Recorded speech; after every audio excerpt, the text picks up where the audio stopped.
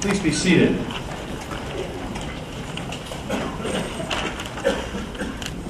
I welcome everyone here this morning. Thank you for arising early on a Saturday morning and braving the roads, which are, I'm told, have been slick in the storm last night. I want to thank again Dent Davidson for inspiring us with music and for the choir that is assembled here this morning for quickening our hearts and warming us up to do God's work in this place.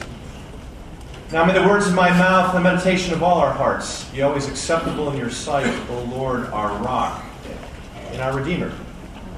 Amen. We are now well launched into 2013, but many of us are still living in the wake of 2012. Superstorm Sandy blew through our region in late October, cutting off power in parts of every community in the diocese, flooding much of Hoboken and Little Ferry, and devastating the coasts of New Jersey and Staten and Long Island. The third and most vicious storm in 15 months brought a new wave of awareness that our climate is becoming more fierce, and we are more vulnerable in the face of it.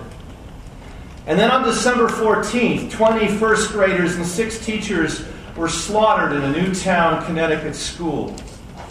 This horrific tragedy has cast a huge shadow over the national soul. It has also torn further at the already frayed psyches of so many people in this country, especially those living in the poorest urban neighborhoods who deal with the threat of gun violence on a regular basis. These events framed the year and are reframing our lives. They have generated a fight or flight response which always emerges in the aftermath of such disasters. The fight response suggests that if we muscle up enough technology and will, we will be able to vanquish future storms. That if we stockpile enough guns in the right hands in the right places, then those who threaten to bring guns into the wrong places will be blown away. The flight response causes people to shut down, bow out, or take refuge in the many silos that are so readily available, or to engage in denial that events like these could ever happen again. God is our refuge and strength, a very present help in trouble. The psalmist writes, and is the passage which called us to worship this morning. The psalmist faced similar realities and calamities and tragedies, and called the faithful back to God. Therefore, the psalmist writes, we will not fear though the earth be moved, and though the mountain be toppled into the depths of the sea. The Lord of hosts is with us, the God of Jacob is our stronghold. We are called to God, who is our refuge and our strength. We are called out of our confusion, distraction, and fear back to God. This is the first order of business for us as a diocese, and for me as a bishop. I now see myself as the CSO, the Chief Spiritual Officer, calling us back to God. And we have many ways by which we can connect, communicate, and be guided by God. Last summer, we began to invite people across the diocese to pay attention to signs of God's grace, God's gifts in our lives, which are freely given and remarkably abundant. When does God show up in our lives? How and where is God working in the world? We have provided opportunities for people to share signs of God's grace. Since September, we have a place on our website for people to share stories of the signs of God's grace. As your chief spiritual officer at every Sunday parish visitation, I invite people to voice signs of God's grace. I initially worried that people would feel the need to frame their stories in theological or biblical language. Some do, most don't. A 9-year-old boy recently told me and his congregation that he felt God's blessing and comfort when he held on to a cross his mother gave him when he had to spend a prolonged time in the hospital. I heard an expectant mother share her regular moments of grace by the relationships she has developed with the guests in her parish feeding program. A woman from another congregation was in tears when she told the people of her congregation that they were signs of God's grace, because they helped her sort through the many divergent feelings she had at the death of her estranged father. And the stories keep coming. These stories tell me three important things: that people can see how God is working, that our congregations are safe places where people can share intimate signs of God's grace, and that we need to be intentional about watching for the signs of God's grace, to keep paying attention, and to give the signs of God's grace equal or more weight than the other signs that command our attention and raise our anxiety. The economic signs, the indicators from the political landscape, the signs from the flock of electronic devices that most of us keep at the ready. As we develop a practice of paying attention to signs of God's grace, we are more inclined to live in gratitude. Living in gratitude is a discipline. It takes work. It needs to be part of our work as the people of God in this diocese. Gratitude is responding to God's grace by passing grace on to others. Gratitude is not about obligation. Although it surely felt that way when I was 10 years old and my mother hounded me to write Christmas thank you letters to my grandparents. Living in gratitude is a corrective to resentment and guilt, which are two primary responses that our culture reinforces and which bring us away from God.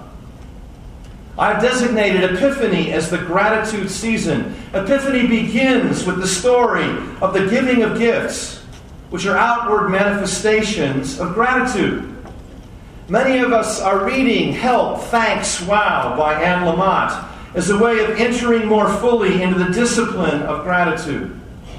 A life grounded in gratitude opens our hearts and frees our souls to be more generous, which, as Anne Lamott points out, is a key ingredient in our healing.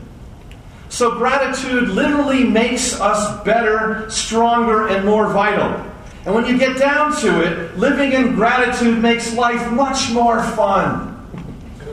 We often describe as a vicious cycle any dynamic in our lives which spins us downward to depression and negativity. It sounds ominous, if not dangerous. We know that vicious cycle. Many of us have been on that vicious cycle. We have been on that vicious cycle. And it often is ominous and dangerous.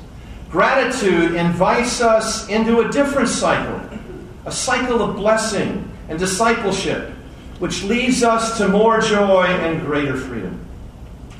As your chief spiritual officer, I call us onto the cycle of blessing by paying attention to signs of God's grace and living in gratitude. We will wind up giving more and thanking more. I already see that happening, which deepens my gratitude in having this remarkable honor to serve as your bishop. As we continue to live on the cycle of blessing, we will discover more and more what it means to be disciples of Christ. We are called to be disciples, which means in part that we are people who are called to live with discipline. The discipline is deepened in worship. That's why we gather here. Worship is designed to fill all our senses and sensibilities with signs of God's grace and launch us on the cycle of blessing, which is why worship is so important. Discipleship includes our being grounded in worship, but it extends beyond our just being in church. Being a disciple of Christ means living out our faith between Monday and Saturday, when the stresses and distractions of life threaten to take over. It means living out our faith with intention and discipline in every aspect of our lives. Being a disciple requires intentional stewardship about how we spend our time, giving thanks to God and one another, and paying attention to the signs of God's grace.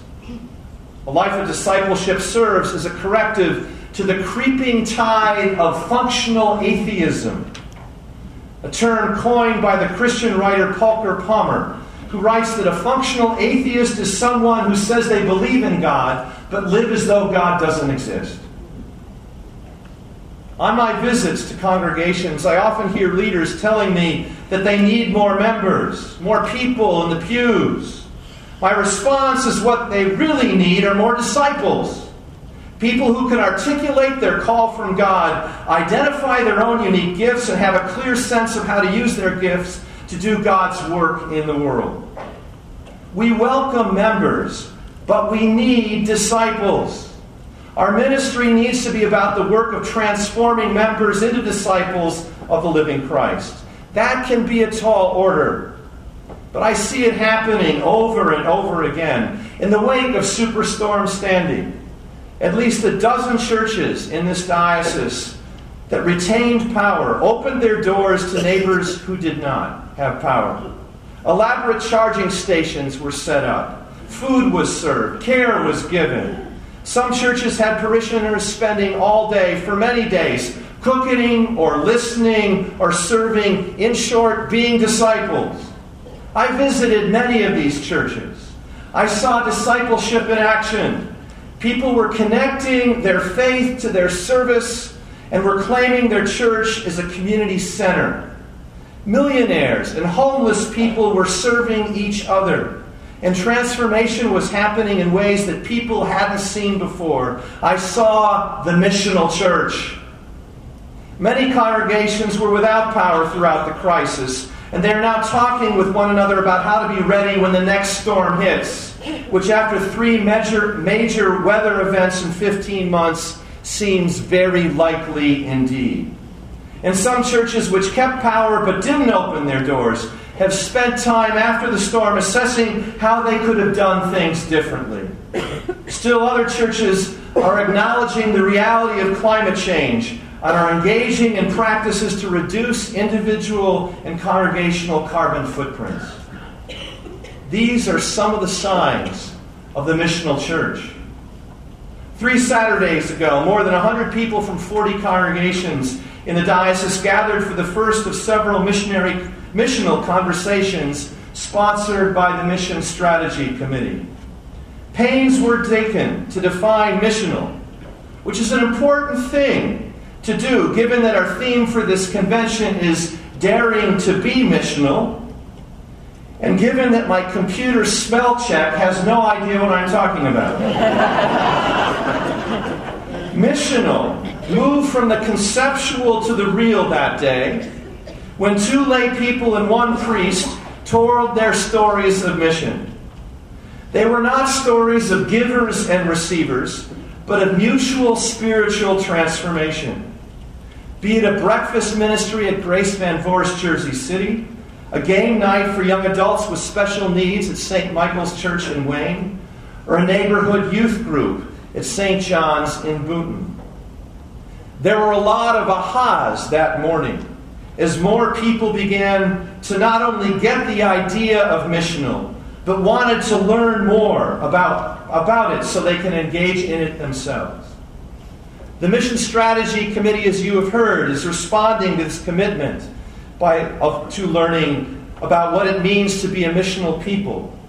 They have scheduled another missional conversation for Saturday morning, March 23rd, and will design the time so that returnees can take the conversation deeper, while newcomers can be offered an introduction to the missional church. In April, training will be offered for the many people who are interested in becoming companions or coaches to congregations that want to embrace being a missional church. Pending your approval later today, the developing commitment to missional work is reflected in our budget. And missional is a way of living, of being. It is not a program. It is a different orientation as to how we are the church. It will take time to live into it. Most, if not all, of our congregations are wedded to the attractional model of church. There are some in the missional world who think that the attractional model needs to be abandoned altogether. I am not one of them. The attractional elements of a congregation, the music, the Christian education, the preaching, the website, the community are all very important, but they are not enough. The missional needs to be engaged as well. As your chief spiritual officer, I want to suggest a simple but perhaps not easy way to bring missional into your common prayer. Every congregation I visit gives a lot of attention to the prayers of the people. Aside from a passing mention to the president and the governor, all the prayers are for people in the congregation. People who are sick, or in bereavement, or in some special need. These prayers bind the congregation together. I now invite you to add needs and concerns of the neighborhood into your prayer. For the school play at the high school. For a group of families who are burned out in the community. For the upcoming election. Whatever it may be, bring it into your prayer. These sorts of prayers will bind the congregation to the neighborhood. The prayer is the simple part. The not-so-easy part is defining the neighborhood. Neighborhood is the place where the congregation is being led by the Holy Spirit to engage with what God is already up to. I know that this presents a dilemma for every congregation in the diocese, given that at least half the members, half the disciples live in another community. So what is your neighborhood? In the congregation I served for 14 years in Massachusetts, it took us 18 months to discern our neighborhood. Was it 5 square blocks of the city or was it 10? It was a difficult discernment, but we needed to make it. And when we did, our missional activity became clearer and was more focused. This is a challenge for so many of our congregations, perhaps no more so than for St. Paul's and Resurrection in Woodridge, where many parishioners live as far as 60 miles away and are drawn there because of their mutual South India roots. They are wrestling with the definition of neighborhood in new and creative ways. When we define our neighborhood, we redefine pastoral care, and we become more missional. Perhaps the greatest strength I find in virtually all of our congregations is the pastoral care that the congregation provides one another. I say this because you tell me about it. At every visit, I hear about it. I see it. And oh, sweet Jesus, are you good at it? The stories have a common thread. I could not have made it through my job loss or my divorce or my child illness or my father's death without the incredible, and that's the word that people use, without the incredible care given by the priest or the deacon or the disciples in the congregation who are indeed living out their discipleship. This is an amazing gift that we have. We need to bring that gift into our neighborhoods. Not at the expense of caring for one another, but to build on that gift, to be missional. In the aftermath of Superstorm Sandy, when Hoboken was still flooded and without power, a community leader came to All Saints Parish just before the 8 a.m. Sunday morning Eucharist. He was coming to church not to worship, but to get the keys to the Jubilee Center, the congregation's mission on the western part of the city. He had scrounged up a couple of generators, and he wanted to set them up so that the Jubilee Center could start serving food and providing support to people in that neighborhood. He was not a member of the congregation, but he knew that All Saints had a long history of providing pastoral care to the larger community, and he was a part of it. Daring to be missional.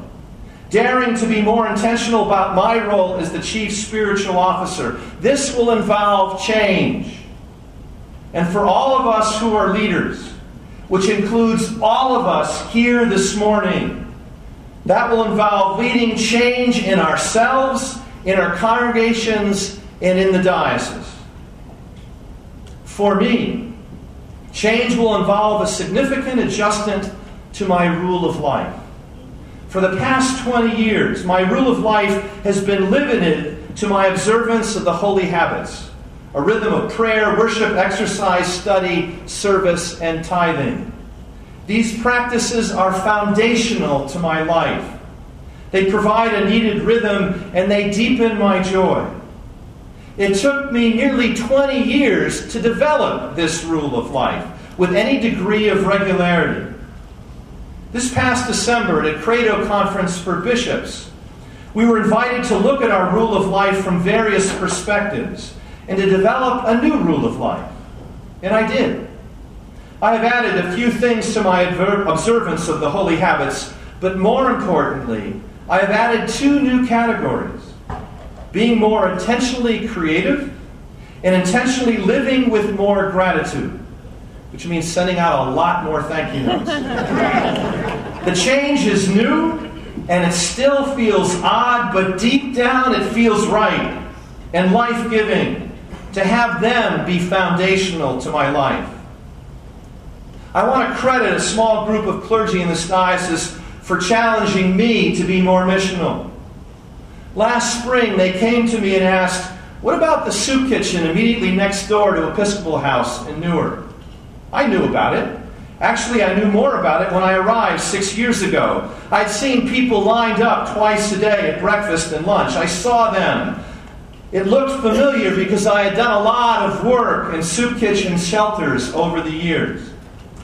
And then, after a while, I no longer noticed the people next door, even though they gathered right beneath my office window twice a day. After a time as bishop, I had other things to look at. Over 100 congregations spread all over northern New Jersey to look at, with their issues and opportunities and concerns. The soup kitchen became part of a frozen landscape. Let's go together and find out what's going on, these clergies suggested. By now they had their elbows firmly planted in my ribs, and I knew theirs was an offer that I couldn't refuse. We went over together, not to eat, but to listen. In the course of an hour, I identified our neighborhood for the first time. I went back. I continue to go back to listen to some incredible stories of courage and disappointment. The diocese maintains a gate that divides the two properties with a common driveway in between. We used to keep the gate locked. People then had to walk 2 extra blocks around to McCarter Highway to get into the soup line. Some crawled under the fence as a shortcut. As a result of naming the soup kitchen as part of our neighborhood, we have unlocked the gate during meal times. It is a big change, a good change for the most part, but it's created some ancillary issues that we're still sorting through. As bishop, I want to help congregations identify their neighborhood and engage in community pastoral care. I want to dare congregations to be more missional. To that end, in addition to my Sunday visits, and in addition to my coming to congregations to see mission in action, in this next year, I plan to schedule appointments with clergy and/or lay leaders on a time other than Sunday. I'll ask the leaders to make an appointment with a neighborhood leader, and then I will go with them to have a conversation with that neighborhood leader. The Mission Strategy Committee will help congregations discerning who the community leaders are. It could be the mayor or someone else who has a sense of the issues and concerns of the community. Given the heightened anxiety after the Newtown, Connecticut shooting, the superintendent of schools or the school principal might especially welcome the visit and a conversation. I will not come to provide a program, but to model the change I think is needed in claiming pastoral care for the community. This coming week, I will be going with leaders from All Saints Millington to meet with a restaurant owner who functioned as the community chaplain during the long power outage after Superstorm Sandy. There is changing brewing in our collective spiritual life. There is change emerging in our daring to be missional. And there is change in our institutional reality. Last year, at this time, we had 3 pairs of congregations who were and still are exploring ministry together. We now have 7 pairs of congregations engaged in those congregations. We have 3 or 4 other pairs or triads who are planning to have conversations with one another, exploring different models of ministry. Some involve peer churches in that they are the same size. Some are pairings of a larger and smaller congregation. There was a unique moment of change at St. Agnes Little Falls this past October when the congregation decided to close their doors for a Sunday and send parishioners to worship in several different congregations. It was discernment in the service of mission. As bishop, I want to support these conversations, but I don't want to dictate how these conversations should go. Each conversation is different, and so is the change that is required. There is an art to this, and we are learning the art together. There isn't one roadmap to follow. Every situation is unique. A couple of things are clear to me as we live into this relatively new phenomenon. It is hard work. It is good work. It is God-driven work. And I'm convinced that if the process is not grounded in God, with a clear focus on being missional as opposed to survival, I think it is a good bet to say that it won't work.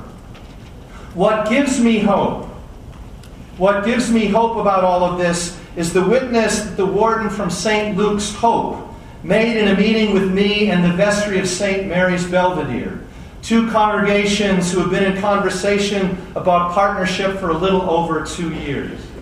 He said that it was his belief that the impetus for the congregations coming together was not due to the challenge of finances, but a gift of God's grace. I believed him. So did everyone else in the room. We will need to be open to change if we're going to lead it.